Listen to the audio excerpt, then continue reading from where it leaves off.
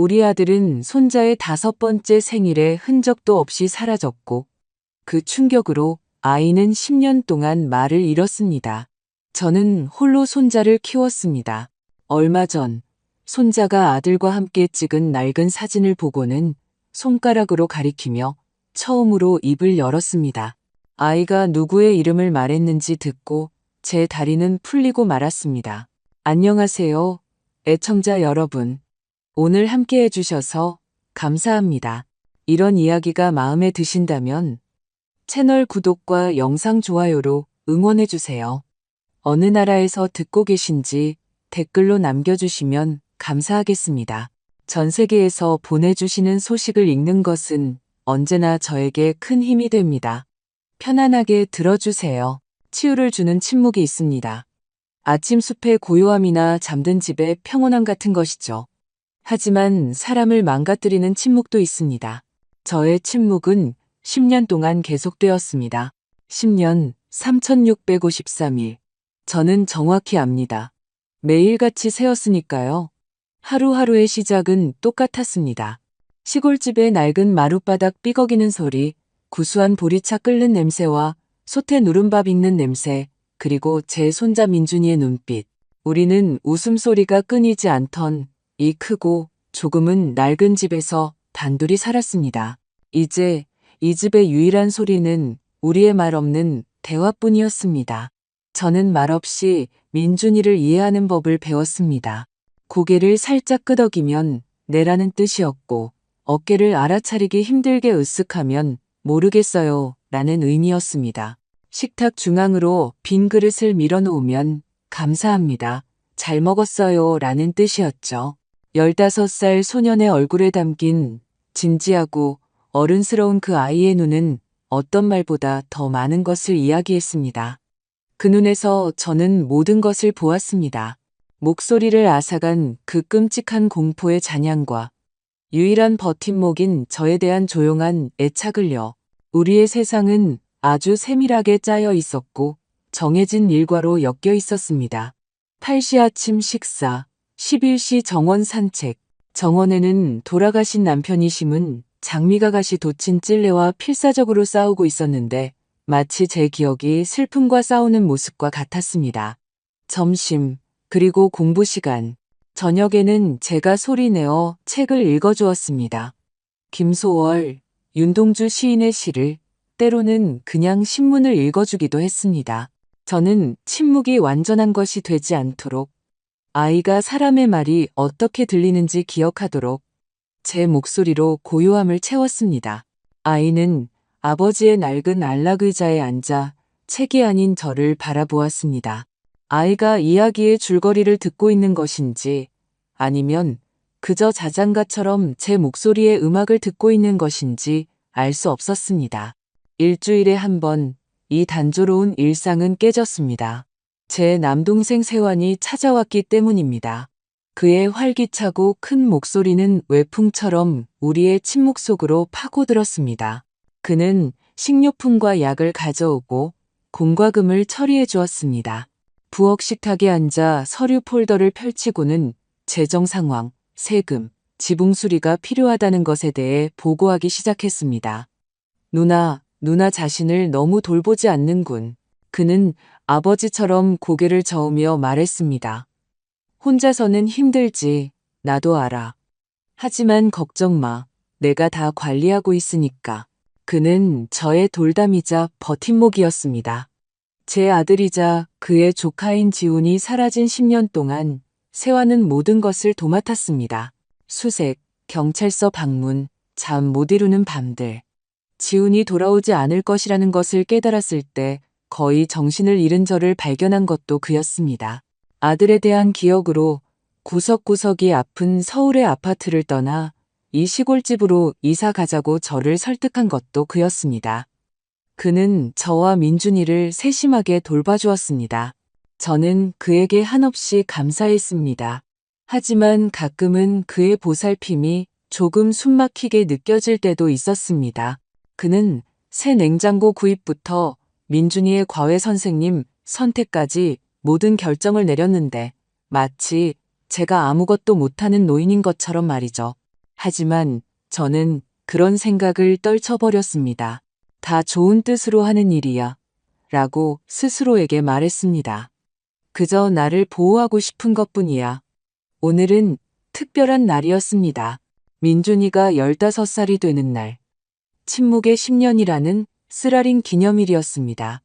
저는 아이가 가장 좋아하는 꿀 케이크를 구웠습니다.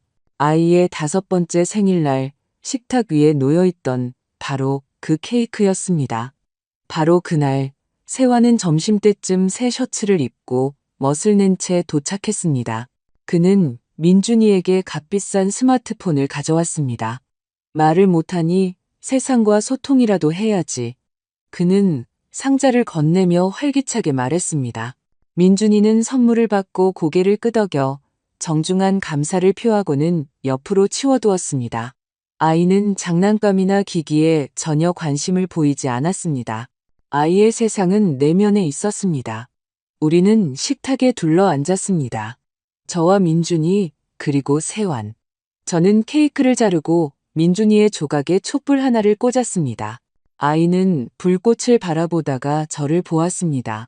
그의 눈에는 기쁨이 없었고 이 의식이 끝나기만을 참을성 있게 기다리는 모습뿐이었습니다. 아이는 순순히 촛불을 껐습니다.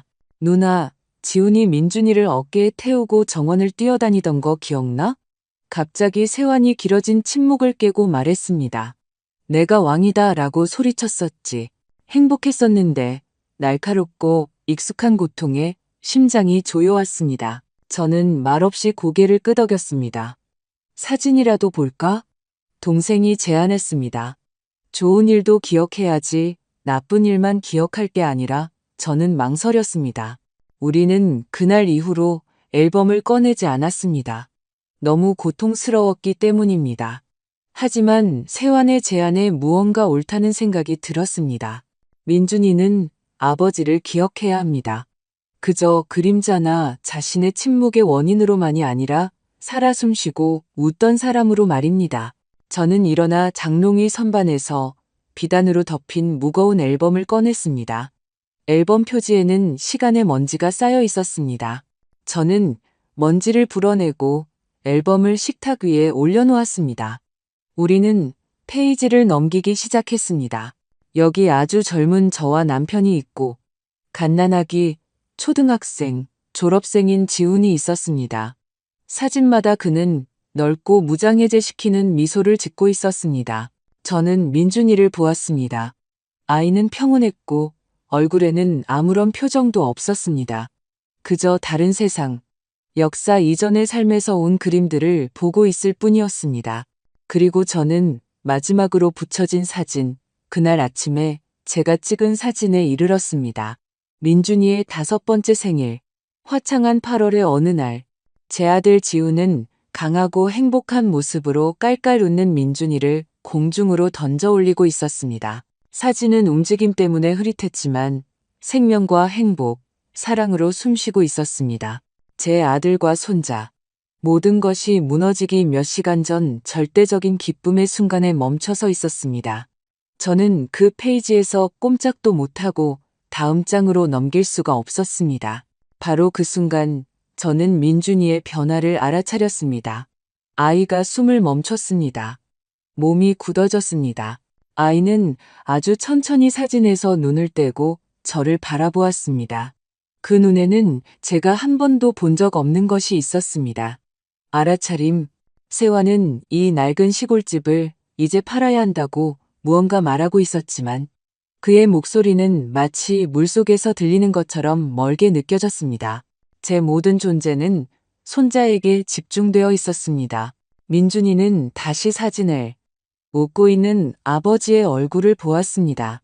아이의 손가락이 천천히 올라가 지훈의 사진을 짚었습니다. 10년 전 다쳤던 민준이의 입술이 떨리며 열렸습니다. 방 안은 이상하고 쉰 듯하며 삐걱이는 소리로 가득 찼습니다. 사용하지 않던 성대가 자신의 일을 기억해내려는 소리였습니다. 그리고 아이는 한 단어를 말했습니다. 단 하나의 단어. 아빠도 도와주세요도 아니었습니다. 아이는 저를 똑바로 쳐다보았고 그의 목구멍에서 뚜렷하고 섬뜩하게 터져 나왔습니다. 마진우, 제 다리가 풀렸습니다. 갑작스럽게가 아니라 천천히 배신하듯이 마치 땅이 부드럽게 꺼지는 것처럼 방 안의 공기는 짙어져 끈적끈적한 덩어리가 되었고 민준이가 내뱉은 그 말은 종소리처럼 그 안에서 계속 진동했습니다. 마진우, 저는 더 이상 서 있을 수 없어서 의자에 주저앉았습니다. 세상이 이 한 단어로 좁혀졌습니다. 뭐라고 했어? 세환이 민준이에게 몸을 기울였습니다. 그의 얼굴에는 당황스러운 감동이 어려 있었습니다. 누나, 들었어? 애가 뭐라고 했어? 민준아, 내 아들, 다시 말해봐. 하지만 민준이는 침묵했습니다. 아이는 다시 예전처럼 내성적이고 무심한 모습으로 돌아갔습니다. 그의 손가락은 사진에서 미끄러졌고 마치 부끄러운 짓이라도 한 듯 악마를 세상에 풀어놓고 이제 서둘러 자신의 조용한 껍데기 속으로 숨으려는 듯 먹다 남은 케이크가 담긴 접시를 뚫어지게 쳐다보았습니다. 하지만 악마는 풀려났고 제 기억의 가장 어두운 구석에서 저를 바라보고 있었습니다. 마진우, 유명한 해결사가 아니었습니다.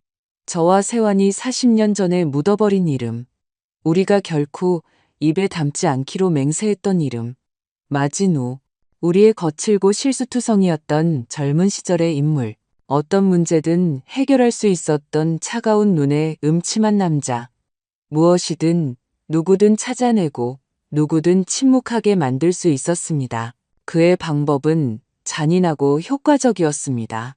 우리는 어리석고 젊었을 때, 세환이 아주 나쁜 일에 휘말렸을 때 한 번 그에게 의지했습니다.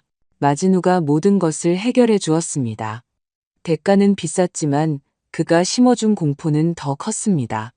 그는 불러내지 않는 것이 더 나은 그림자이자 유령이었습니다. 그리고 우리는 잊었거나 잊은 척했습니다. 그런데 이제 10년 동안 침묵했던 그날 5살배기 아이였던 제 손자가 아버지의 사진을 가리키며 이 이름을 말합니다. 제가 그동안 공들여 쌓아온 댐이 제 머릿속에서 무너졌습니다. 10년 동안 저는 2가지 버전의 진실을 안고 살았습니다. 하나는 다른 하나보다 더 끔찍했습니다. 첫 번째, 제 아들, 제지훈. 알 수 없는 이유로 자신의 아이와 어머니, 자신의 삶을 버리고 그냥 떠났다는 것. 이 생각은 염산 같았습니다. 모성애를 속에서부터 태워버리고 배신감의 쓴맛만 남겼습니다. 저는 제 아들이 그럴 수 있다는 것을 믿을 수 없었기 때문에 그 생각을 밀어내고 쫓아냈습니다. 두 번째 버전은 더 간단하고 비극적으로 순수했습니다. 불의의 사고. 숲에 갔다가 돌아오지 않았다. 강가에서 미끄러졌다. 심장마비. 갑작스럽고 비극적이며 거스를 수 없는 무언가. 이 버전은 슬퍼할 수 있게 해주었습니다. 그것은 원망으로 더럽혀지지 않은 순수한 슬픔으로 가득 차 있었습니다. 저는 그것을 선택했습니다. 저는 그것과 함께 사는 법을 배웠습니다. 저는 잔인한 운명의 뜻으로 죽은 아들을 애도했습니다. 이제 한 단어 때문에 이 2가지 버전은 모두 먼지가 되어 흩어졌습니다. 그것은 불의의 사고도 아니었고 제 발로 떠난 것도 아니었습니다. 민준이가 말한 마진우라는 이름은 단 한 가지를 의미했습니다. 제 아들은 그냥 사라진 것이 아니었습니다. 누군가 그를 사라지게 한 것입니다. 5살짜리 아이가 이 이름을 지어낼 수는 없었습니다. 아이는 그것을 들었을 뿐입니다. 그날 아이는 아버지가 떠나는 것을 본 것만이 아니었습니다. 아버지를 데려간 사람의 이름을 들은 것입니다. 다리에서 시작된 냉기가 척추를 타고 올라가 가슴을 채웠습니다. 10년 동안 따뜻하고 쑤시는 모성애와 슬픔의 고통이 자리 잡고 있던 곳에 얼음덩어리가 생겼습니다. 저는 그것을 육체적으로 느꼈습니다. 온기가 사라졌습니다. 부드러움이 사라졌습니다. 10년 동안 저는 바람에 휘는 버드나무였습니다. 슬픔에 고개를 숙이지만 부러지지 않는. 저는 울고 기도하고 기다렸습니다. 저는 부드럽고 유순하며 숄처럼 슬픔에 잠겨 있었습니다. 이 순간 저는 쇠가 되었습니다. 슬픔은 사라지지 않았습니다. 그것은 어디에도 가지 않았지만 더 이상 돌을 갉아먹는 물이 아니었습니다. 그것은 이 돌 안에 강철이 되었고 그 중심축이 되었습니다. 아들에 대한 제 사랑은 죽지 않았습니다. 아니요, 그것은 그리워하는 것에서 행동하는 것으로 면도날처럼 차갑고 날카로운 결심으로 변했습니다. 알아내기 위해 애도하는 것이 아니라 알아내기 위해 저는 고개를 들어 동생을 보았습니다. 그는 여전히 민준이 주위를 맴돌며 아이에게 한마디라도 더 하게 하려고 애쓰고 있었습니다. 세환아, 그만해. 제 목소리는 평온하게, 어쩌면 너무 평온하게 들렸습니다. 애를 놀라게 할 거야. 세환은 몸을 곧게 펴고 저를 보았습니다. 누나, 무슨 소리야? 이건 큰 진전이야. 당장 의사에게, 언어치료사에게 가야 해. 애가 말을 했잖아. 무슨 말을 했는지가 무슨 상관이야? 중요한 건 과정이 시작됐다는 거지. 그는 크고 기쁘게 말했지만 저는 그의 미소가 아니라 그의 눈을 보았습니다. 그리고 10년 만에 처음으로 저는 그의 눈에서 친족을 보지 못했습니다. 저는 낯선 사람을 보았습니다. 저는 그를 보았고 제 머릿속에서는 끔찍한 모자이크가 맞춰지고 있었습니다. 항상 곁에 있던 세환. 모든 재정을 떠맡은 세환. 서울의 아파트를 팔지 말라고 말리고 모두와 떨어진 이 시골집에서의 삶을 고집한 세환. 모든 것을 통제하는 세환. 저는 천천히 일어나 창가로 다가가 잡초가 무성한 우리 정원을 바라보았습니다. 잡초와 싸우는 장미들을. 싸움. 그것이 제게 닥친 일이었습니다. 첫 수를 두어야 했습니다. 조심스럽게, 놀라지 않게 저는 돌아섰습니다. 제 얼굴에는 지치고 슬픔에 잠긴 여인의 가면이 쓰여 있었습니다. 저는 그것을 너무 오래 써서 거의 제 얼굴이 된 것 같았습니다. 눈물이 눈에 고였습니다. 오래된 습관, 믿음직한 도구. 세환아, 저는 떨리는 목소리로 말했습니다. 나 더 이상 못하겠어. 그는 다가와 걱정스럽게 제 팔꿈치를 잡았습니다. 진정해, 누나, 진정해. 충격 때문이야. 다 잘 될 거야. 두고 봐. 민준이가 말을 할 거야. 그게 문제가 아니야. 저는 고개를 저으며 눈물 한 방울이 뺨을 타고 흐르도록 내버려 두었습니다. 이 집, 이 정원 때문이야. 여기 모든 것이 지운을 떠올리게 나무 한 그루, 마룻바닥 한 칸까지. 10년 동안 우리 비극의 박물관에서 사는 것 같아. 더 이상 이렇게는 못 살아. 저는 잠시 멈추고 얼음물에 뛰어들기 전처럼 가슴에 공기를 가득 채웠습니다. 시골집을 팔고 모든 것을 팔고 민준이랑 어디 바닷가로라도 떠나고 싶어. 새 출발을 하고 싶어. 저는 가짜 눈물의 베일 너머로 그의 눈을 똑바로 쳐다보았습니다. 저는 그의 반응을 기다렸습니다. 제 정신은 차갑고 맑았습니다. 저는 그가 무슨 말을 할지 알고 있었습니다. 제 끔찍한 추측이 맞다면 그가 무슨 말을 해야 하는지 알고 있었습니다. 진심으로 제게 좋은 일을 바라는 사람은 이렇게 말했을 것입니다. 그래, 누나, 좋은 생각이야. 변화가 필요해. 하지만 세환은 그런 사람이 아니었습니다. 그의 얼굴은 순식간에 변했습니다. 걱정스러운 표정은 사라지고 그가 지난 10년간 저를 억눌렀던 바로 그 엄격하고 아버지 같은 걱정으로 바뀌었습니다. 누나, 제정신이 아니구나. 그는 부드럽지만 단호하게 말했습니다. 감정적으로 말하는 거야. 어디로 가려고? 이 집은 누나의 요새야.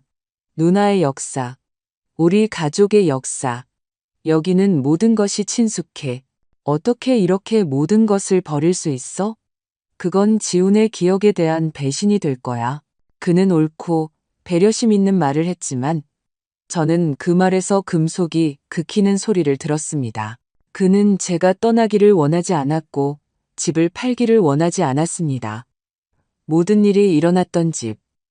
어쩌면 해답을 간직하고 있을지도 모르는 집. 저는 시선을 감추며 고개를 숙였습니다. 내 말이 맞을지도 몰라. 저는 속삭였습니다. 내가 성급했어. 물론 성급했지. 그는 격려하듯 제 어깨를 두드렸습니다. 쉬어, 누나. 내가 모든 것을 돌볼게. 언제나처럼.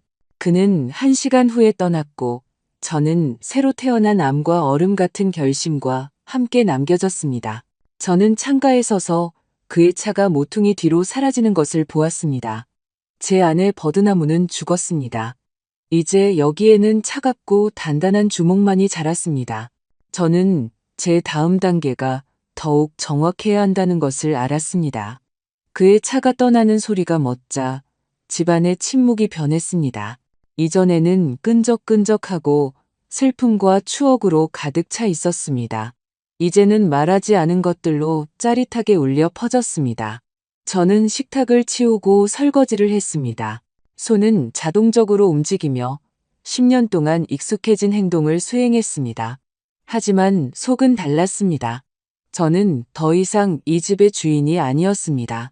저는 10년 동안 지속된 범죄 현장의 수사관이 되었습니다. 저는 민준이에게 다가갔습니다. 아이는 의자에 앉아 책을 넘기고 있었지만 시선이 텅 비어 있는 것을 알 수 있었습니다. 읽는 것이 아니라 숨어 있는 것이었습니다. 저는 아이 옆에 무릎을 꿇고 아이의 손을 잡았습니다. 아이의 손가락은 차가웠습니다. 민준아, 저는 속삭였습니다. 고맙다. 아이는 천천히 고개를 돌려 저를 보았습니다. 그 눈에는 질문이 담겨 있었습니다. 제가 왜 고마워하는지 이해하지 못했습니다. 아이의 단 한마디가 제 감옥의 녹슨 자물쇠를 연 열쇠가 되었다는 것을 아이는 몰랐습니다. 저는 그저 아이의 손을 더 꽉 쥐었습니다.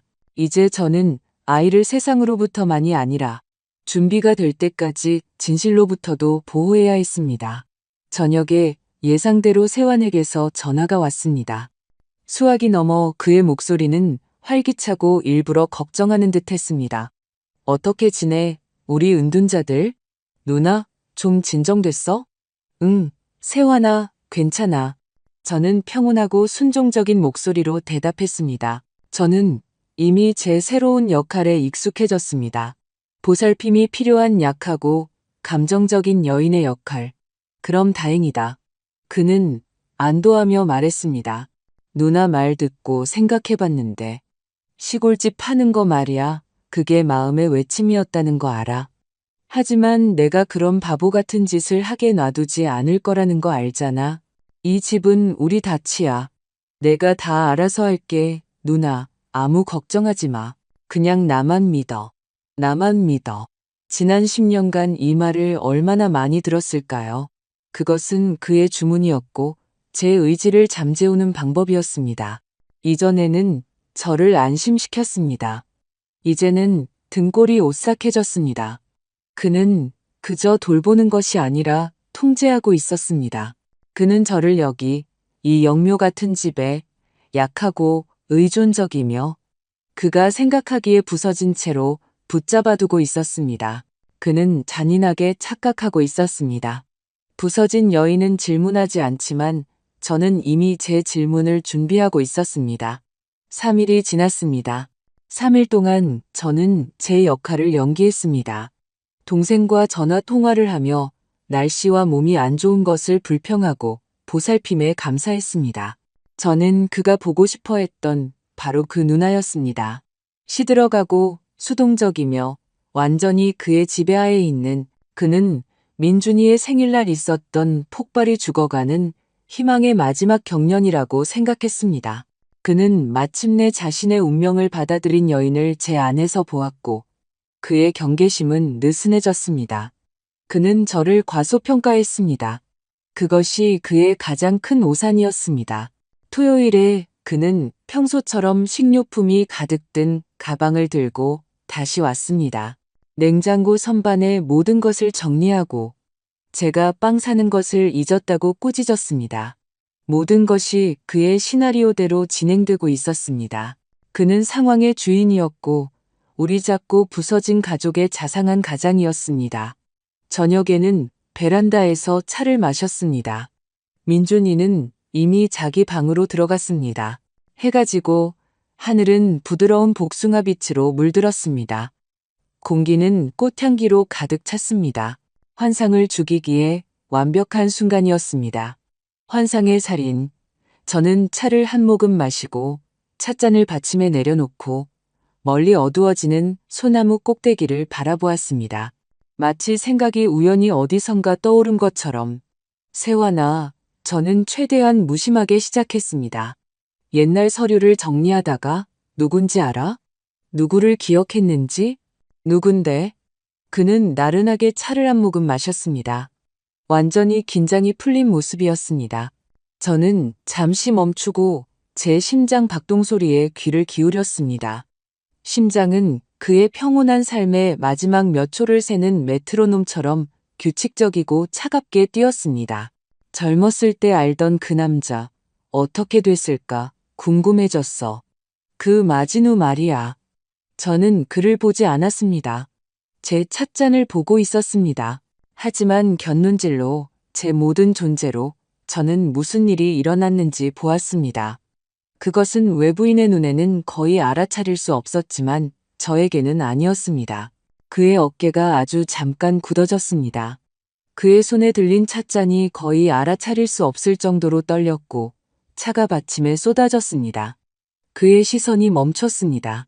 그것은 심장이 한 번 뛰는 것보다 길지 않았습니다. 그의 완벽하게 조절된 자기 통제 시스템에 생긴 짧고 작은 고장. 그러고 나서 그는 크게, 약간 부자연스럽게 웃었습니다. 마지누라니, 세상에, 누나, 그 이름은 어디서 파냈어? 이상한 생각이네. 대체 왜 그 사람을 기억해낸 거야? 그는 빠르게, 즐겁게 말했지만 저는 그의 목소리에서 새로운 금속성 음색을 들었습니다. 그냥. 저는 어깨를 으쓱하며 얼굴에 가벼운 생각에 잠긴 표정을 유지했습니다. 기억에 떠올랐어. 지금 어디서 뭘 하고 있을까? 궁금하네. 세화는 손을 휘저으며 완전히 자신을 되찾았습니다. 그의 얼굴은 다시 후원적이고 너그러운 표정이 되었습니다. 아마 오래전에 죽었을 거야. 그런 사람들은 오래 못 살아. 그의 자리는 무덤 아니면 감옥이지. 잊어버려, 누나. 과거에 쓸데없는 일로 머리 아프게 하지 마. 그는 일어나 기지개를 켰습니다. 자, 늦었네. 가봐야겠다. 누나는 쉬고 그런 흡혈귀 같은 것들은 기억하지 마. 저는 그를 문까지 배웅하고 마지막 훈계를 순순히 들었습니다. 그의 차가 시야에서 사라졌을 때 저는 베란다로 돌아왔습니다. 그의 찻잔 속 차는 식어 있었습니다. 받침에는 작고 어두운 웅덩이가 남아 있었습니다. 증거, 그것이었습니다. 제게 필요했던 마지막 확인. 그는 제가 왜 기억했는지 묻지 않았습니다. 놀라지도 않았습니다. 그는 두려워했습니다. 아주 짧은 순간 그는 죽을 만큼 두려워했고 그의 성급하고 경멸적인 오래전에 죽었을 거야는 추측이 아니었습니다. 그것은 희망이거나 그렇게 믿으라는 스스로에 대한 명령이었습니다. 모든 것이 제자리를 찾았습니다. 10년의 거짓말, 10년의 가짜 보살핌, 그리고 그 중심에는 제 동생과 우리 공동의 과거에서 온 유령이 있었습니다. 저는 짙어가는 황혼 속에 서 있었고 수년 만에 처음으로 두려움을 느끼지 않았습니다. 심장 자리에는 차갑고 울리는 공허함만이 있었고 이제 제 삶의 의미가 된단 하나의 질문만이 있었습니다. 내 아들에게 무슨 짓을 한 거야, 세화나? 저는 답이 여기, 이 집에 어딘가에 있다는 것을 알았습니다. 그리고 저는 그것을 찾아낼 것입니다. 저는 집으로 돌아와 빗장을 걸었습니다. 밤이 정원에 내렸고 이제 집은 제 세상이자 요새이며 동시에 범죄 현장이 되었습니다. 저는 복도에 있는 작은 야간등 외에는 불을 켜지 않았습니다. 우연한 행인이나 이웃이 2층 창문, 제 아들 방 창문에 불빛이 켜진 것을 보기를 원하지 않았습니다. 저는 지난 10년간 극히 필요한 경우를 제외하고는 그곳에 들어가지 않았습니다. 처음에는 너무 고통스러웠습니다. 모든 물건, 선반 위의 모든 책, 의자 등받이에 걸쳐진 그의 낡은 스웨터, 모든 것이 그에 대해 소리쳤습니다. 저는 슬픔에 숨이 막혔습니다. 나중에 고통이 무뎌졌을 때 저는 그 방을 기념관처럼 손대지 않고 조용하고 시간이 멈춘 채로 보존했습니다. 저는 박물관 관리인처럼 한 달에 한 번 먼지를 털고 다시 문을 닫았습니다. 오늘 밤 저는 다른 목적으로 그곳에 들어갔습니다. 저는 삐걱이는 계단을 올라갔습니다. 한 걸음 한 걸음이 침묵 속에서 그리고 제 심장에서 쿵쿵 울렸습니다. 그의 방문은 잠겨 있지 않았습니다. 저는 문을 밀었고 코에 익숙한 냄새가 났습니다. 먼지와 낡은 책, 그리고 미묘하게 젊은 시절의 무언가. 나무와 사라진 삶의 냄새가 섞인 달빛이 큰 창문을 통해 들어와 어둠 속에서 책상, 깔끔하게 덮개가 덮인 침대, 천장까지 닿는 책장을 비추었습니다. 10년 전, 저는 이미 이 방을 뒤졌습니다. 미친 어머니의 절망으로 저는 쪽지를 찾았습니다. 유서, 설명. 저는 그의 옷주머니를 뒤집고 책을 털고 매트리스 밑을 들여다보았습니다. 저는 그의 떠남을 설명할 수 있는 이유, 절망의 한마디를 찾았지만 아무것도 찾지 못했습니다. 지금 저는 다른 것을 찾고 있었습니다. 약점이 아니라 힘을 찾고 있었습니다. 떠날 이유가 아니라 남을 이유를. 저는 비밀을 찾고 있었습니다. 제 아들, 똑똑한 방법론자, 항상 조금은 자기만의 생각이 있었던 제 지훈이 무엇을 숨겼을까요? 그는 충동적이지 않았습니다. 위험을 느꼈다면 준비했을 것입니다. 저는 체계적이고 차분하게 서두르지 않고 시작했습니다. 저는 더 이상 울지 않았습니다. 제 가슴의 얼음은 녹지 않았습니다.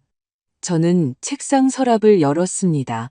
낡은 공책, 대학 시절의 강의 노트, 몇몇 청구서, 사진. 아무것도 없었습니다.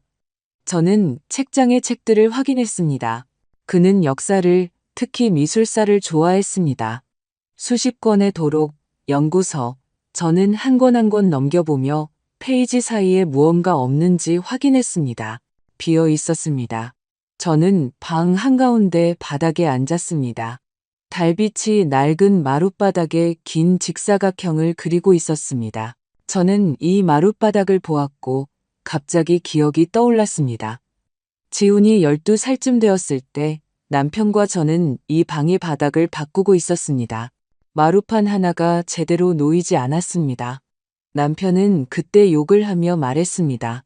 자, 이제 우리만의 비밀 장소가 생겼네.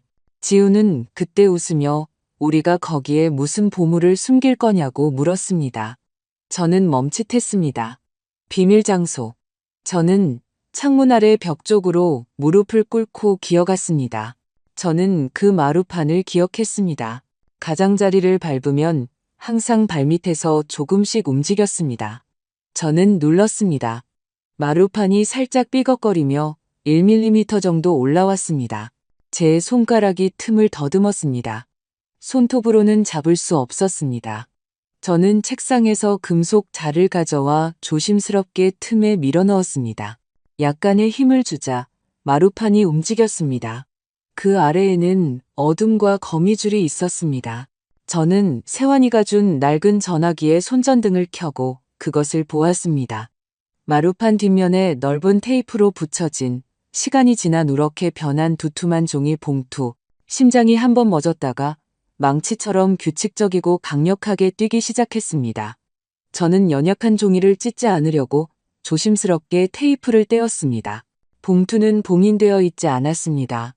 저는 차가운 벽에 등을 기대고 바닥에 앉아 내용물을 무릎 위에 쏟았습니다. 편지가 아니었습니다. 처음 나온 것은 사진이었습니다. 전문적으로 찍은 수십 장의 사진. 사진에는 사람이 없었고 물건이 있었습니다. 저는 한 장을 집어들었습니다. 금실로 수놓아지고 보석이 밝힌 믿을 수 없을 만큼 아름다운 자개 보석함. 다른 사진에는 봉황이 새겨진 백동은 입사 담배압이 있었습니다. 세 번째 사진에는 정교한 세공의 가야 금관이 있었습니다. 그 다음으로는 무거운 액자에 담긴 그림, 청자인형, 오래된 훈장들이 있었습니다. 모든 물건이 예술 작품이었습니다. 사진 다음으로 저는 서류 뭉치를 꺼냈습니다. 그것은 기록 보관소 문서의 복사본, 어떤 오래된 등록부에서 발췌한 내용, 재산 목록이었습니다. 처음에는 무엇인지 이해하지 못했지만 읽을수록 그림이 뚜렷해졌습니다. 이것은 증거였습니다. 우리 증조 할머니 소유였던 가족 사이에서 희미한 전설로만 전해지던 예술품 컬렉션의 존재를 증명하는 증거. 모두가 컬렉션이 혼란기에 분실되고 약탈당했다고 생각했습니다. 하지만 제 아들이 그것을 찾아냈습니다. 그는 전체 조사를 수행했습니다. 그는 흔적, 문서, 증거를 찾아냈습니다. 컬렉션의 대부분이 몰수되지 않고 숨겨졌다가 나중에 익명의 기증품으로 위장하여 개인 소유나 작고 잊힌 지방 박물관에 자리 잡았다는 증거. 그는 우리 유산을 찾아냈습니다. 수백억 원의 가치가 있는 보물, 그리고 봉투맨 아래에는 학교 공책에서 찢어 4번 접은 종이가 있었습니다. 저는 그것을 펼쳤습니다. 지훈의 필체. 크고 자신감 있고 약간 기울어진 평범한 볼펜으로 쓴 몇 마디. 민준이의 미래를 위해 세환 삼촌은 절대 손댈 수 없을 거야. 저는 이 문장을 몇 번이고 다시 읽었습니다. 숨이 멎었습니다. 세환 삼촌은 절대 손댈 수 없을 거야. 그리고 모든 것이 귀청이 터질 듯한 잔인한 명료함으로 제자리를 찾았습니다. 동기. 바로 그것이 동기였습니다. 질투도, 오래된 원한도 아닌 차갑고 저속하며 수백억 원짜리 계산. 제 아들은 보물을 찾았고 그는 삼촌을 믿지 않았습니다. 그는 항상 우리의 소박한 가족 재정을 관리하는 것을 자랑스러워했던 세환이가 이것에 대해 알아서는 안 된다는 것을 알고 있었습니다. 하지만 그는 어떻게든 알아냈습니다. 그리고 그때 그에게는 제 아들을 데려가는 것뿐만 아니라 아들이 찾은 재산을 빼앗기 위해 마지노가 필요했습니다. 그의 보살핌, 그의 통제, 모두와 떨어진 시골집에서 살라는 그의 집요한 조언. 이 모든 것이 저를 위한 것이 아니었습니다. 그는 제 슬픔의 파수꾼이 아니었습니다. 그는 범죄 현장과 훔친 보물을 지키는 교도관이었습니다. 저는 차가운 달빛이 비치는 방바닥에 과거의 유령과 현재의 증거들 사이에서 앉아 있었습니다. 10년 동안 제가 품고 있던 슬픔은 증발했습니다.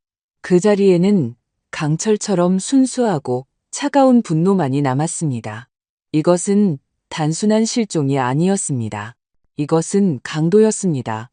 제게서 아들만 훔친 것이 아니라 제 손자의 미래를 훔친 것입니다.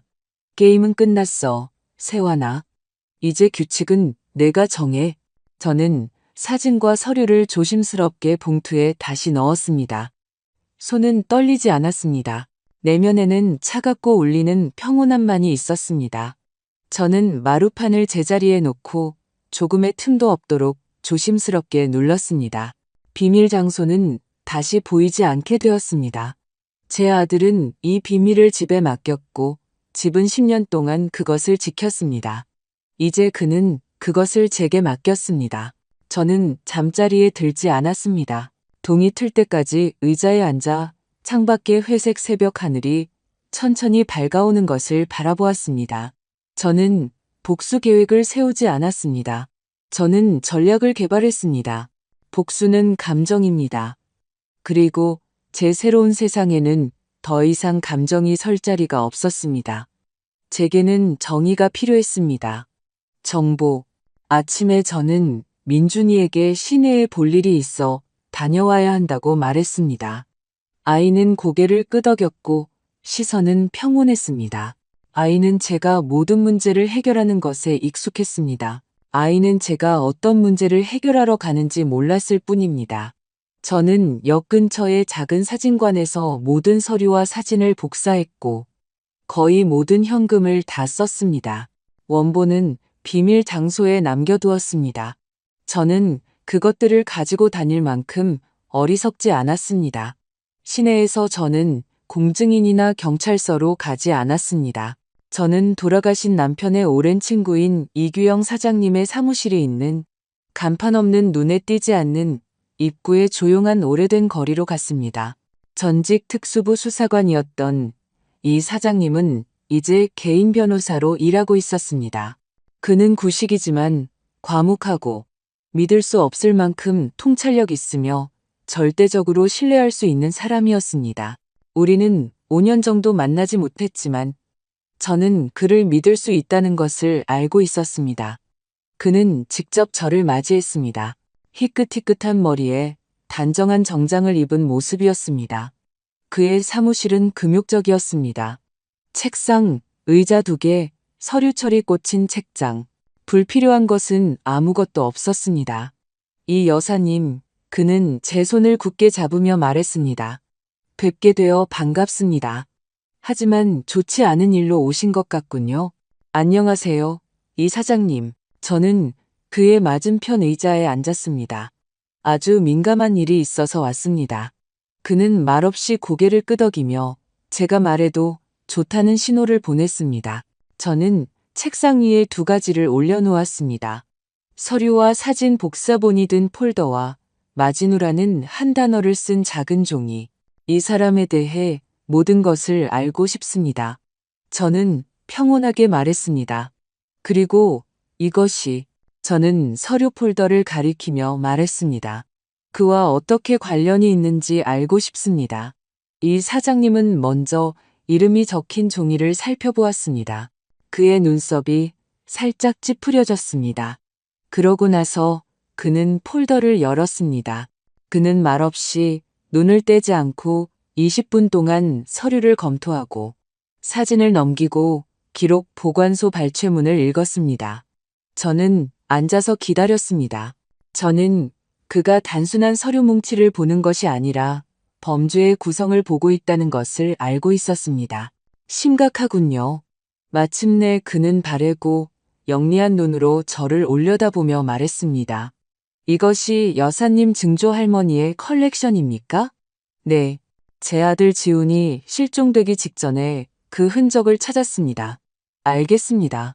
그는 다시 이름이 적힌 종이를 보았습니다. 마진우, 90년대에 들어본 이름이군요. 기억하지 않는 편이 나은 사람들 중 하나죠. 그가 지훈의 실종에 연루되었다고 생각하십니까? 생각하는 게 아닙니다. 저는 압니다. 이규영 사장님은 잠시 침묵하며 손가락으로 책상을 두드렸습니다. 알겠습니다. 이 여사님, 제가 알아보겠습니다. 하지만 미리 말씀드리지만 이 사람이 제가 생각하는 그 사람이라면 그는 유령입니다. 10년은 엄청난 시간입니다. 흔적은 아마도 식었을 겁니다. 하지만 시도해 보겠습니다. 그는 복사본을 보관했습니다. 저는 10년 만에 처음으로 안도감을 느끼며 떠났습니다. 저는 더 이상 혼자가 아니었습니다. 제가 짊어지고 있던 돌은 이제 제 영혼에만 있는 것이 아니었습니다. 일주일이 지났습니다. 고통스러운 기다림과 위장의 일주일. 세화는 전화를 하고 찾아오고 식료품을 가져왔습니다. 저는 약하고 지친 여인의 역할을 연기했고 매 순간 전화를 기다렸습니다. 그는 목요일 저녁에 전화했습니다. 이 여사님, 이규영입니다. 소식이 있는데 좋지 않은 소식입니다. 제 심장이 조여왔습니다. 듣고 있습니다. 옛날 데이터베이스를 모두 뒤져봤습니다. 마진우라는 이름으로 묘사와 일치하는 사람은 9년 전에 사망한 것으로 나옵니다. 심장마비. 태백 근처에 이름 없는 묘지에 묻혔습니다. 저는 침묵했습니다. 죽었다고. 그럴 리가 없어. 하지만 그의 목소리에는 하지만이 있었기 때문에 저는 물었습니다.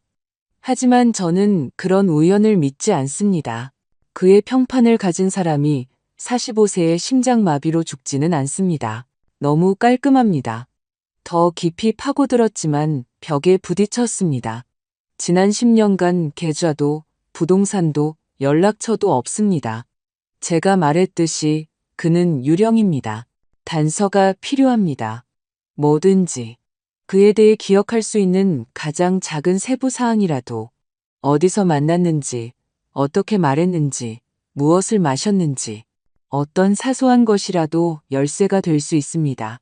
저는 눈을 감았고 수화기 너머의 침묵이 저를 짓눌렀습니다. 저는 기억해내야 했습니다.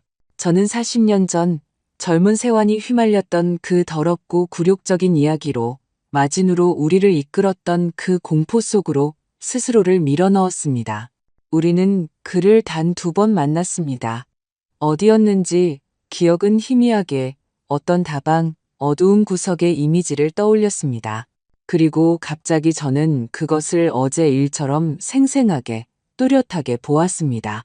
지금은 사라진 황학동 벼룩시장 뒤편의 작고 허름한 다방. 다방 이름은 비둘기 다방이었습니다. 끈적끈적한 테이블, 값싼 담배 냄새와 신커피 냄새. 세완과 저는 두려움에 떨며 기다리고 있었습니다. 그리고 그가 들어옵니다. 키가 작고 다부지며 눈에 띄지 않는 어두운 코트를 입고 우리 테이블에 앉지만 아무것도 주문하지 않습니다. 그의 앞에는 물 한 잔만 놓여 있습니다. 그의 차갑고 텅 빈 눈은 우리를 꿰뚫어 봅니다. 그리고 그는 조용히 거의 속삭이듯 말합니다. 하지만 그 속삭임에 핏기가 가십니다. 저는 장소뿐만 아니라 세부사항도 기억해냈습니다. 그의 앞 테이블에는 담배꽁초가 가득한 재떨이가 놓여 있었습니다. 하지만 그는 담배를 피우지 않았습니다. 그는 담배를 집어 반으로 부러뜨리고 체계적으로 담배잎을 받침에 부수었습니다. 만나는 내내 그는 그렇게 담배 3개비를 부수었습니다. 이상하고 신경질적이며 기억에 남는 습관. 이규영 사장님, 제 목소리는 쉬어 있었습니다. 황학동의 비둘기 다방. 그리고 그는 담배를 부수었지만 피우지는 않았습니다. 수화기 저편에 긴 침묵이 흘렀습니다. 그거라면 뭔가 있겠군요. 마침내 이규영 사장님이 말했습니다. 감사합니다. 이 여사님. 전화 기다리세요. 다음 전화는 3일 후에 걸려왔고 이규영 사장님의 어조는 완전히 달랐습니다. 의심은 없었습니다. 차갑고 무거운 사실의 확인만이 있었습니다. 찾았습니다. 그는 서두 없이 말했습니다. 정확히는 그의 네트워크를요. 담배 습관은 좁은 세계에서 그의 명함이었습니다. 그는 연초라는 별명으로 알려져 있었습니다. 그 다방은 그의 사무실 중 하나였습니다. 마진우는 자신의 죽음을 위장했습니다. 그는 살아 있습니다. 새 여권, 해외에서의 새 삶. 하지만 그게 중요한 게 아닙니다. 그는 잠시 멈췄습니다. 중요한 것은 그가 무엇으로 살고 있는지 알아냈다는 겁니다. 그의 옛 인맥을 통해 돈 세탁을 도와준 사람들을 찾아냈고 그 돈은 예술품으로 이어졌습니다. 희귀하고 값비싼 물건들이 지난 8년간 홍콩과 싱가포르의 비공개 경매에서 팔려나갔습니다. 제가 경매 목록과 여사님의 사진을 대조해 보았습니다. 거의 100% 일치합니다. 그리고 이 경매에서 나온 돈은 익명의 해외 계좌로 들어갔습니다. 저는 들었고 제 가슴의 얼음은 더욱 단단해졌습니다. 그리고 계좌는요. 저는 속삭였습니다. 그리고 계좌는 이 여사님, 여러 유령 회사를 거쳐 한 사람에게로 이어집니다. 여사님의 동생 세완 씨입니다. 그는 단순히 납치범을 감싸준 거짓말쟁이가 아닙니다. 그는 의뢰인이자 주요 수혜자입니다. 그는 10년 동안 아드님의 재산을 훔쳐 살아온 교활하고 냉혈한 도둑입니다. 이제 저는 모든 것을 알았고 마지막 막을 준비했습니다. 저는 수화기를 내려놓았습니다. 방이 눈앞에서 흔들리지 않았고 심장이 두근거리지 않았습니다. 저는 공기가 너무 맑아 지평선의 모든 집이 보이는 쌀쌀한 겨울날처럼 절대적인 귀가 먹먹할 정도의 명료함만을 느꼈습니다. 10년 동안 저는 슬픔과 거짓의 안개 속에서 살았습니다. 이제 안개가 걷혔고 이 맑고 차가운 풍경의 중심에는 제 동생이 서 있었습니다. 저는 무엇을 해야 할지 알았습니다. 비명도, 히스테리도, 비난도 없을 것입니다. 그것은 그의 방법이지 제 방법이 아닙니다. 제 힘은 다른 곳에 있었습니다. 평온함, 그리고 제가 그를 꿰뚫어 본다는 사실에 저는 직접 그에게 전화했습니다. 세환아, 안녕, 누나. 마침 전화하려고 했는데 어떻게 지내? 그의 목소리는 언제나처럼 활기차고 자상하며 가짜였습니다. 괜찮아. 세환아, 부탁할 게 있어서 내일 와줄 수 있어? 여기 시골집 서류에 무슨 문제가 생긴 것 같아. 나는 아무것도 모르겠어. 네가 좀 봐줘야겠어. 저는 의도적으로 이 미끼를 선택했습니다. 서류, 재정, 통제, 그것은 그의 영역이었습니다. 그는 거절할 수 없었습니다. 물론이지, 누나, 무슨 말이야. 점심때쯤 갈게. 걱정 마. 다 해결해 줄게. 다 해결해 줄게. 저는 속으로 비웃었습니다. 오, 그래, 세환아, 다. 다음 날 저는 귀빈을 맞이하듯 그의 방문을 준비했습니다. 저는 그가 좋아하는 계피를 넣은 사과 파이를 굽고 그가 직접 가져다 준 좋은 비싼 차를 우렸습니다. 베란다에 식탁을 차렸습니다. 날씨는 화창하고 따뜻했습니다. 새들이 정원에서 노래했습니다. 세상의 종말, 그의 개인적인 종말을 위한 완벽한 배경이었습니다. 그가 도착했을 때 저는 민준이에게 우리와 함께 있어 달라고 부탁했습니다. 보통 삼촌이 서류를 정리하기 시작하면 자기 방으로 들어가곤 했습니다. 하지만 오늘은 증인이 아니라 무기로서 그가 필요했습니다. 민준아, 베란다에서 우리랑 같이 앉아있자. 제발. 날씨도 좋고 공기도 쎄고. 아이는 깊고 말없는 눈으로 저를 보고 말없이 고개를 끄덕였습니다. 그는 베란다 구석, 식탁에서 조금 떨어진 낡은 등나무 의자에 앉아 책을 들었습니다. 그는 그림자가 되었고 인테리어의 일부가 되었으며 세환이 이미 오래전에 잊어버린 살아있는 상기물이 되었습니다. 세환은 언제나처럼 주인처럼 베란다로 들어왔습니다. 제 뺨에 입을 맞추고 민준이의 머리를 쓰다듬었습니다. 자, 무슨 문제가 있는 거야? 이 골칫덩어리야. 내 서류들 보여줘봐. 저는 그에게 차를 따라주고 파이가 담긴 접시를 앞에 놓아주었습니다. 먼저 차부터 마셔, 세환아. 일은 나중에 해도 돼. 우리는 날씨, 시장 물가, 그의 휴가 계획 같은 사소한 이야기를 나누었습니다. 그는 긴장을 풀고 만족스러워했습니다. 그는 자신의 요새에 자신의 약하고 의존적인 누나와 함께 있었습니다. 그는 완전히 안전했습니다. 그가 두 번째 찻잔을 다 마셨을 때 저는 일어나 벽에 있는 서랍장으로 다가갔습니다. 저는 서랍에서 미리 준비해둔 가장 선명하고 가장 아름다운 가야 금관 사진 한 장을 꺼냈습니다. 저는 식탁으로 돌아왔습니다. 있잖아, 세환아, 생각해봤는데 저는 그의 눈을 똑바로 쳐다보며 차분하게 말했습니다. 시골집 팔지 않기로 했어. 그는 너그럽게 미소 지었습니다. 그래, 잘 생각했어. 내가 일시적인 약한 마음이라고 했잖아. 저는 고개를 끄덕였습니다. 게다가 여기서 지훈이 물건 중에 재미있는 걸 좀 찾았어.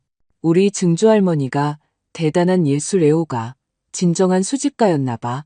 그리고 이 말과 함께 저는 천천히 부드럽게 사진을 식탁 위에 놓고 그에게 밀어주었습니다. 저는 그의 얼굴에 나타나는 아주 미세한 변화 하나하나를 지켜보았습니다. 처음에는 사진을 흘끗 의아한 표정으로 쳐다보았습니다. 그러고 나서 그의 눈이 커졌습니다. 미소가 입가에 굳었고 그 후 천천히 녹는 밀랍처럼 흘러내렸습니다. 그의 뺨에서 핏기가 가시면서 죽은 듯한 회색빛 창백함이 남았습니다. 우리는 5년 정도 만나지 못했지만 저는 그를 믿을 수 있다는 것을 알고 있었습니다. 그는 직접 저를 맞이했습니다. 희끗희끗한 머리에 단정한 정장을 입은 모습이었습니다. 그의 사무실은 금욕적이었습니다. 책상, 의자 2개, 서류철이 꽂힌 책장. 불필요한 것은 아무것도 없었습니다. 이 여사님, 그는 제 손을 굳게 잡으며 말했습니다. 뵙게 되어 반갑습니다. 하지만 좋지 않은 일로 오신 것 같군요. 안녕하세요, 이 사장님. 그가 컬렉션 전체를 찾았어. 그는 의자에서 벌떡 일어나 찻잔을 엎었습니다. 갈색 차 웅덩이가 하얀 식탁보 위로 천천히 퍼져나갔습니다. 미쳤어? 그는 소리쳤습니다. 그의 목소리는 비명으로 갈라졌습니다. 무슨 컬렉션? 헛소리하지 마. 이건 그냥 인터넷에서 본 그림이야. 너 제정신이 아니야. 슬픔이 내 정신을 흐리게 했어. 그는 베란다를 서성거리며 몸짓을 하고 말에 숨이 막혔습니다. 그는 저를 비난으로 몰아붙이고 그의 분노, 제 광기에 대한 그의 정당한 분노로 벽을 쌓으려고 했습니다. 그는 통제권을 되찾으려고 했습니다. 저는 그를 보며 꼼짝도 하지 않았습니다. 제 가슴의 얼음이 저를 지켜주었고 그의 비명에 상처받지 않게 했습니다. 저는 그냥 기다렸습니다. 그리고 그 순간 베란다 구석에서 목소리가 들렸습니다. 크지는 않았지만 찾아온 침묵 속에서 총소리처럼 울렸습니다. 목소리는 그때처럼 쉬거나 삐걱거리지 않았습니다. 지난 몇 주 동안 민준이는 아마도 비밀리에 연습하고 시도하며 빼앗긴 것을 되찾고 있었을 것입니다. 이제 그의 목소리는 맑고 단단하게 들렸습니다. 그는 단 한마디만 했습니다. 그는 저를 보지 않았습니다. 그는 그의 작은 할아버지, 구석에 몰린 쥐를 똑바로 쳐다보았습니다. 마진우, 민준이가 말했습니다. 10년 동안 제가 품고 있던 슬픔은 증발했습니다. 그 자리에는 강철처럼 순수하고 차가운 분노만이 남았습니다. 이것은 단순한 실종이 아니었습니다. 이것은 강도였습니다. 제게서 아들만 훔친 것이 아니라 제 손자의 미래를 훔친 것입니다. 게임은 끝났어, 세환아. 이제 규칙은 내가 정해. 저는 사진과 서류를 조심스럽게 봉투에 다시 넣었습니다. 손은 떨리지 않았습니다. 그의 눈에 담긴 공황은 절망으로 바뀌었습니다. 그는 구석에 몰렸다는 것을 깨달았습니다. 그리고 그는 마지막 수를 두었습니다. 그는 전술을 바꾸기로 결심했습니다. 부인할 수 없다면 왜곡해야 합니다.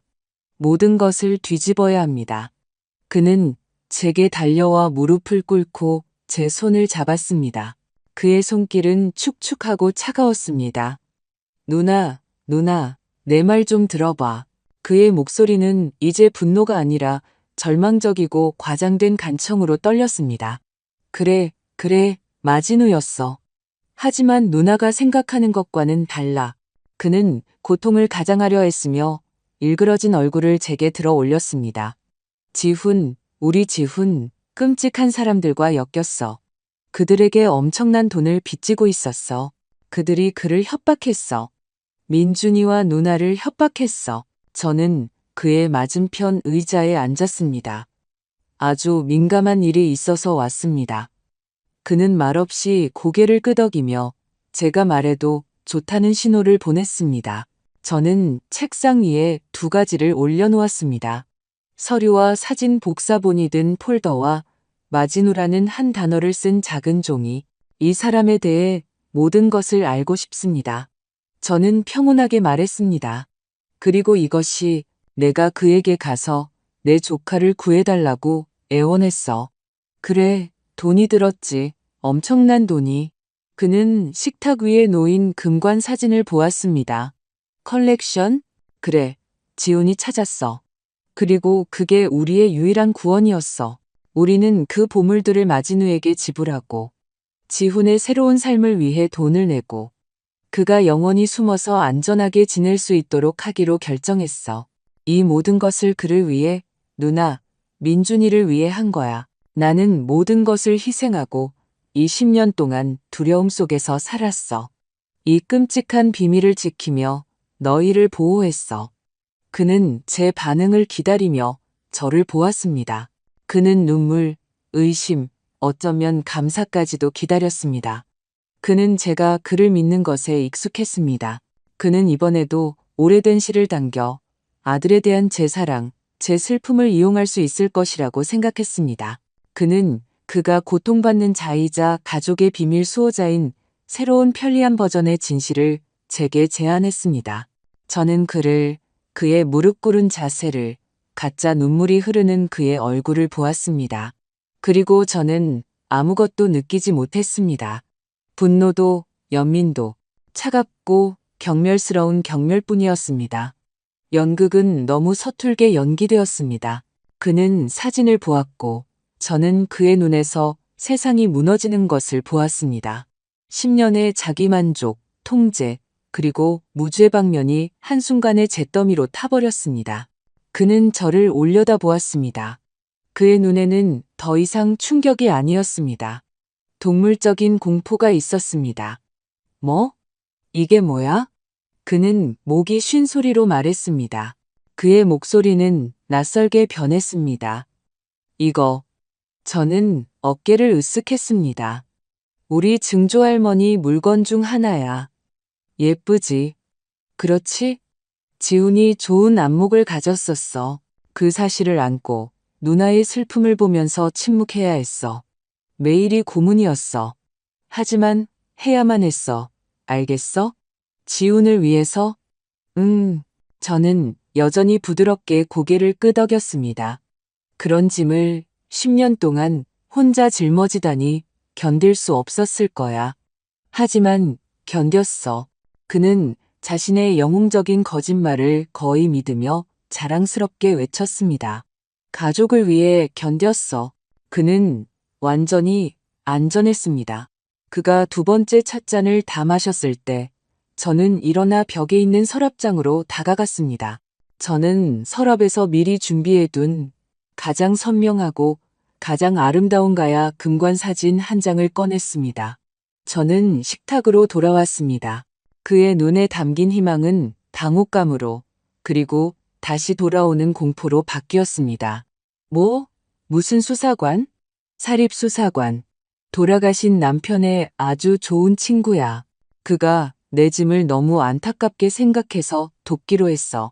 그는 우리 증조할머니의 보물이 팔린 모든 경매를 추적했고 그 판매에서 나온 모든 실마리는 내 계좌로 이어졌어. 아마 뭔가 착오가 있었겠지? 그렇지? 너는 그저 지훈의 빚을 갚고 있었을 뿐인데 돈이 왠지 내게 쌓였던 거겠지. 그는 입을 뻐끔거리며 물 밖으로 던져진 물고기처럼 아무 소리도 내지 못했습니다. 하지만 저는 아직 끝나지 않았습니다. 저는 그를 위해 마지막 일격을 남겨두었습니다. 그의 세상을 완전히 파괴할 일격. 그리고 그가 또 뭘 찾았는지 알아? 세화나? 내 돈을 찾는 동안 지훈을 찾았어. 그 순간 그의 내면에서 무언가 부서졌습니다. 저는 그의 눈에서 그것을 보았습니다. 단순한 두려움이 아니라 완전한 절대적인 붕괴. 게임이 모든 면에서 졌다는 것을 깨달음. 그가 그를 찾았어. 세화나. 마진우가 그를 그다지 잘 숨기지 못했나 봐. 물론 전문가에게는 말이야. 그는 작고 잊힌 연변의 한마을에서 그를 찾았어. 지우는 지난 10년 동안 다른 이름으로 거기서 살고 있었어.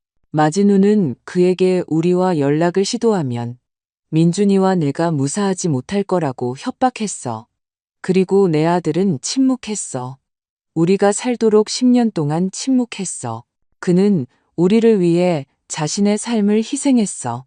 그런데 너는 그냥 그의 이름, 그의 미래, 그리고 그의 돈을 훔쳤어. 저는 일어섰습니다. 저는 더 이상 그와 한 테이블에 앉고 싶지 않았습니다. 그러니 이제 드디어 쉴 수 있겠네, 동생. 저는 말했습니다. 그리고 제 목소리에는 온기가 한 방울도 없었습니다. 내 끔찍한 짐은 끝났어. 너는 오랫동안 모두를 돌봤어. 이제 다른 사람들이 너를 돌봐줄 거야. 그는 베란다 바닥에 무릎을 꿇은 채 그대로 있었습니다. 짓밟히고 파괴되고 더 이상 둘 수가 없는 아름다운 하얀 식탁보 위에는 쏟아진 차에서 나온 추하고 갈색 얼룩이 천천히 퍼져나갔습니다. 마치 우리 삶 전체에 퍼진 그의 거짓말의 얼룩처럼 저는 그가 떠나는 것을 보지 않았습니다. 저는 그냥 집으로 들어가 거실로 가서 제 의자에 앉았습니다. 민준이가 저를 따라 들어와 아버지의 의자의 맞은편에 앉았습니다. 10년 만에 처음으로 그는 말없는 질문이 아니라 차분하고 명확한 이해심으로 저를 바라보았습니다. 침묵이 집으로 돌아왔지만 그것은 이미 완전히 다른 침묵이었습니다. 억압적이거나 죽은 침묵이 아니었습니다. 그것은 승리 후 텅 빈 전쟁터의 침묵이었습니다. 저는 그가 그 순간, 그의 승리의 순간을 즐기도록 내버려 두었습니다. 그러고 나서 제 목소리가 변했습니다.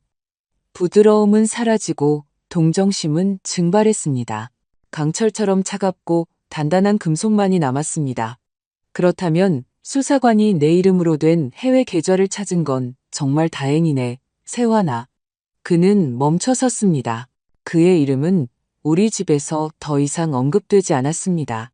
그는 잠에서 깬 후 나쁜 꿈이 사라지듯 그냥 사라졌습니다.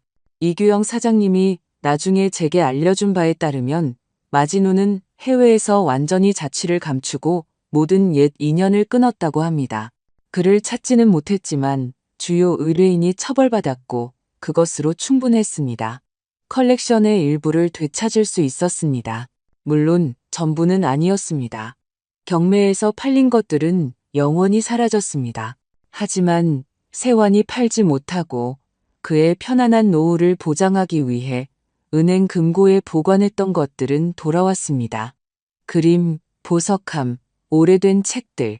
그것들은 이제 제 서울 아파트에 포장된 채로 놓여 있습니다. 저는 그것들을 어떻게 해야 할지 몰랐습니다. 그것은 지훈의 유산이자 민준이의 미래였습니다. 하지만 지금은 그저 멀리하고 싶은 과거의 유령처럼 보였습니다. 지훈은 집에 있었습니다.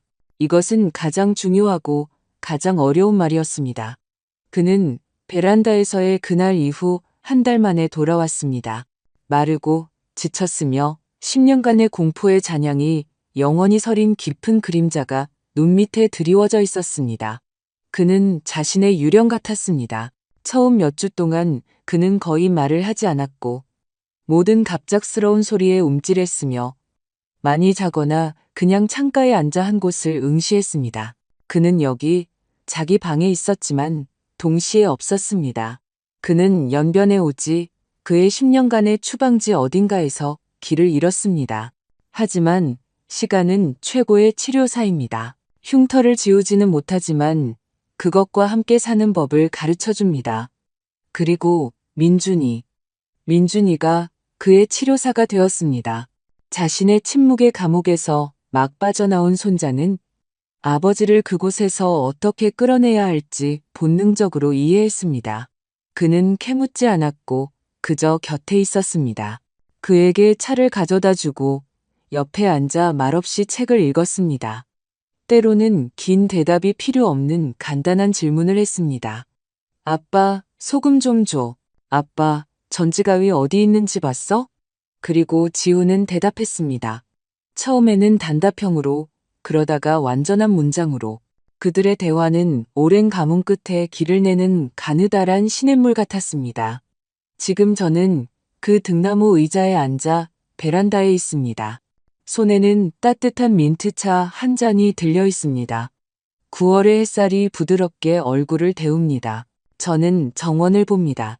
10년 동안 저는 정원이 잡초로 뒤덮이는 것을 보았습니다. 남편의 장미가 필사적으로 삶에 매달리며 잡초와 야생찔레의 바다에 잠기는 것을. 정원은 제 영혼의 거울이었습니다. 버려지고 야생화되고 가시와 깊은 슬픔으로 가득 찬. 저는 그 안에서 아무것도 바꾸고 싶지 않았습니다. 잡초 하나라도 뽑으면 제 슬픔을 배신하는 것 같았습니다. 그런데 지금 그들은 거기서 함께 일하고 있습니다. 제 아들과 제 손자. 지우는 여전히 말랐지만 더 이상 그 유령 같은 회색빛은 얼굴에 없습니다. 그는 체계적으로 전지가위로 마르고 죽은 찔레 가지를 자릅니다. 그의 움직임은 자신감 있고 집중되어 있습니다. 그는 단순히 자르는 것이 아니라 해방시키고 있습니다. 민준이는 이 해의 키가 훌쩍 커서 아버지와 거의 같은 키가 되었습니다. 그는 잘린 가지를 모아 큰 더미에 쌌습니다.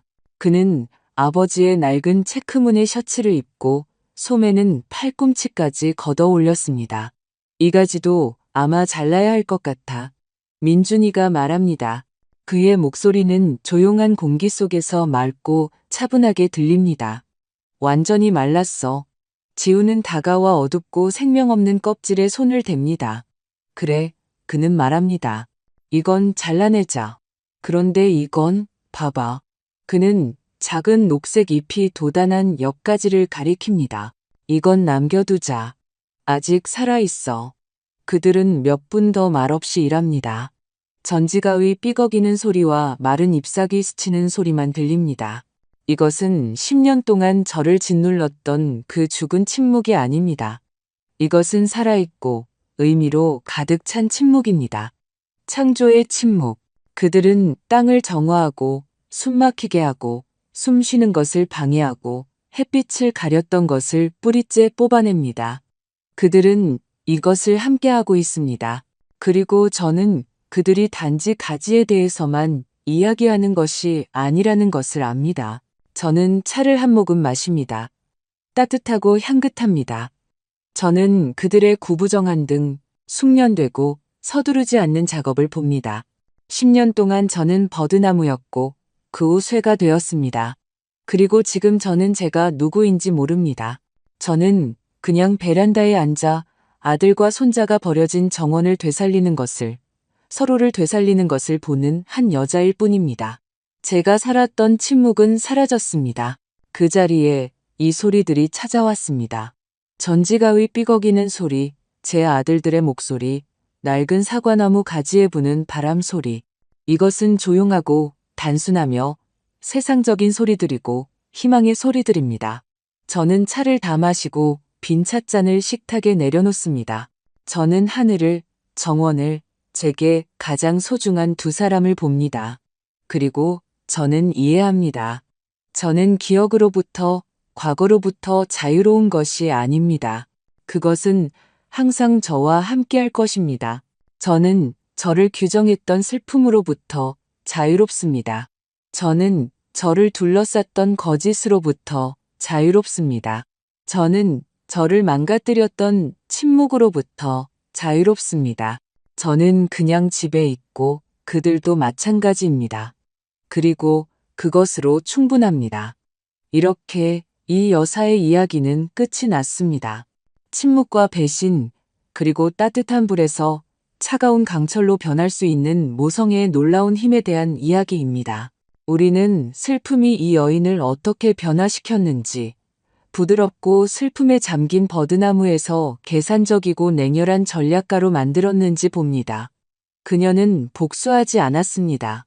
하지만 진실을 무기로 사용하여 가장 무자비한 방법으로 정의를 실현했습니다.